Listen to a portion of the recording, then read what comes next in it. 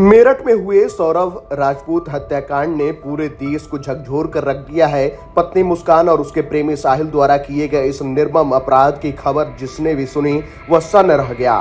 सौरभ की हत्या न केवल क्रूरता की चरम सीमा को पार कर गई बल्कि इसे अंजाम देने के बाद हत्या के सबूत छिपाने की कोशिश भी लोगों को स्तब्ध कर देने वाली थी। पत्नी मुस्कान और उसके प्रेमी साहिल ने मिलकर सौरभ राजपूत की हत्या की योजना बनाई। जब सौरभ घर में था तब दोनों ने मिलकर उस पर चाकू से हमला कर दिया। बार बार किए गए वार से उसकी मौके पर ही मौत हो गई। इसके बाद शव को ठिकाने लगाने के लिए उन्होंने उसे टुकड़ों में काट कर ड्रम में पैक किया और उसे सीमेंट से सील कर दिया। इस दौरान हत्या के बाद मुस्कान और साहिल किसी डर या पश्चाताप के बिना हिमाचल प्रदेश घूमने चले गए, जिससे उनकी क्रूर मानसिकता का अंदाजा लगाया जा सकता है। इस घटना के सामने आने के बाद न केवल मेरठ बल्कि पूरे देश में इस जघन्य अपराध को लेकर आक्रोश फैल गया है। इस खौफनाक वारदात के बाद मुस्कान के माता पिता ने अपनी बेटी से पूरी तरह से किनारा कर लिया है। उन्होंने स्पष्ट रूप से कहा कि वे न तो उसके लिए वकील करेंगे और न ही उसे किसी प्रकार की मदद करेंगे। मुस्कान के पिता प्रमोद रस्तोगी ने बताया कि मुस्कान हमारी बेटी थी और हम उसे बहुत प्यार करते थे, लेकिन उसने जो किया वह माफी के काबिल नहीं है। सौरभ हमारा दामाद ही नहीं बल्कि बेटे जैसा था।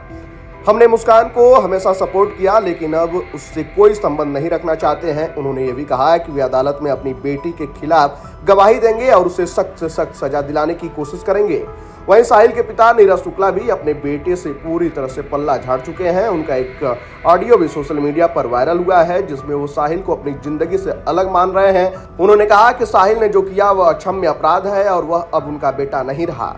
परिवार से पूरी तरह से ठुकराए जाने के बाद मुस्कान अब पूरी तरह से अकेली पड़ गई है। जेल में उसने वरिष्ठ जेल अधीक्षक डॉक्टर वीरेश राज शर्मा से मिलकर सरकारी वकील की मांग की है। मुस्कान ने पत्र लिखकर कहा कि उसके माता पिता ने उसे पूरी तरह से छोड़ दिया है और वो मुकदमा नहीं लड़ेंगे। ऐसे में उसे सरकारी वकील उपलब्ध कराया जाए। वहीं जेल सूत्रों के मुताबिक अब मुस्कान का नशा उतरने लगा है और वह घबराहट में आ गई है। जेल में उसने अधिकारियों से कहा है कि उसकी मदद की जाए क्योंकि अब उसका कोई नहीं है। वरिष्ठ जेल अधीक्षक ने बताया कि मुस्कान का पत्र कोर्ट को भेज दिया गया है और इस पर जल्द ही कानूनी प्रक्रिया शुरू की जाएगी।